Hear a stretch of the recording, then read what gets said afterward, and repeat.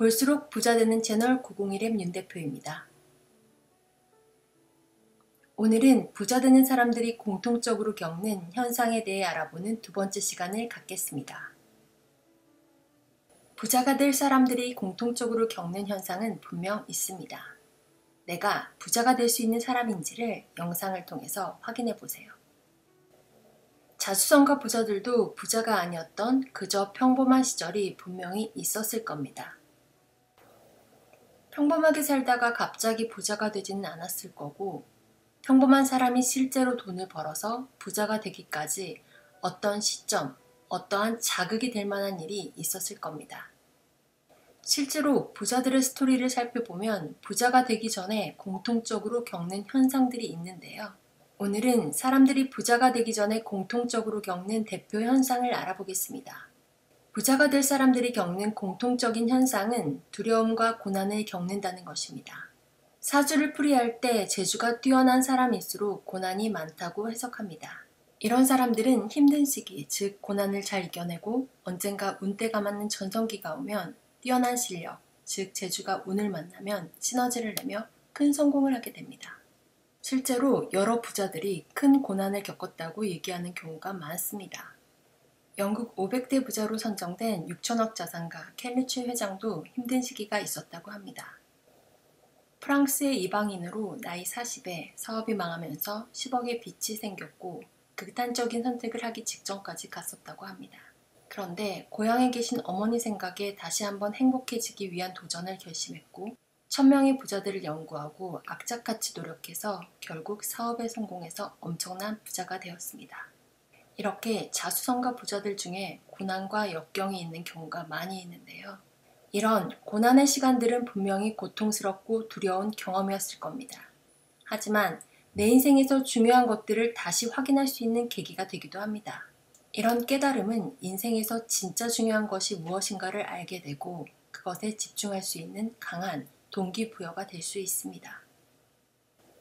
한국에서 무일푼으로 시작해서 부채 없이 1000억대 자산가가 된 55년생 세이노님의 부자 지침서 세이노의 가르침에서도 삶에 대해 두려움을 가져라 라고 말하고 있습니다. 부자가 되려면 어떻게 해야 하는지 알지만 실제로 행동을 하지 않는 이들이 있습니다. 실업률이 2%대였던 97년 말까지도 세이노의 회사 직원들은 그가 아무리 강조해도 자기 개발에 소극적이었다고 합니다.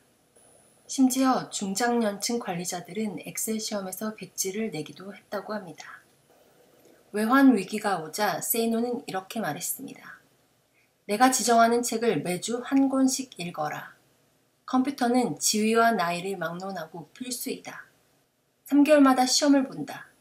탈락자는 퇴사하라. 결과적으로 3개월 후 컴퓨터 시험에서 60대 임원까지 모두 통과했습니다. 회사를 그만두면 갈 곳이 없다는 점에 두려움을 느꼈기 때문에 노력하지 않을 수 없었습니다. 이러한 두려움은 자기 발전의 계기가 됩니다. 상어는 항상 고요한 바다에서 당신을 노리고 있으며 행운의 여신이 짓는 미소는 1초뿐이다 라고 세이노는 말합니다. 지금 먹고 살만하다고? 당신의 직장이 영원할 것이라고? 지금 손님이 있으니 앞으로도 그럴 것이라고? 공기업이라고? 물려받은 재산이 있다고? 지금 여러분이 믿는 그 어떤 것이라도 내일 휴지통으로 던져질 수 있습니다. 삶은 내일이라도 뒤집어집니다. 그러므로 삶에 대해 두려움을 가져야 합니다.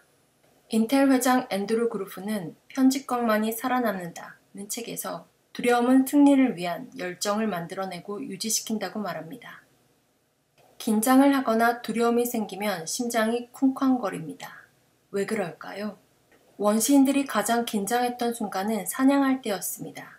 사냥 중에 상처를 입어 피를 흘리게 되면 새로운 피가 즉시 공급되어야 혈액이 응고되어 생명을 유지할 수 있습니다. 혈액순환을 촉진시키려면 심장이 미리 쿵쾅거려야 했습니다. 이러한 본능이 지금도 우리에게 남아있는 것입니다. 두려움을 가지면 심장은 고동치고 새피가 흐릅니다. 그 새피는 현실에 게으르게 안주하려는 당신의 썩은 피를 배출시킵니다. 그리고 당신을 결심하게 하고 행동하게 만듭니다.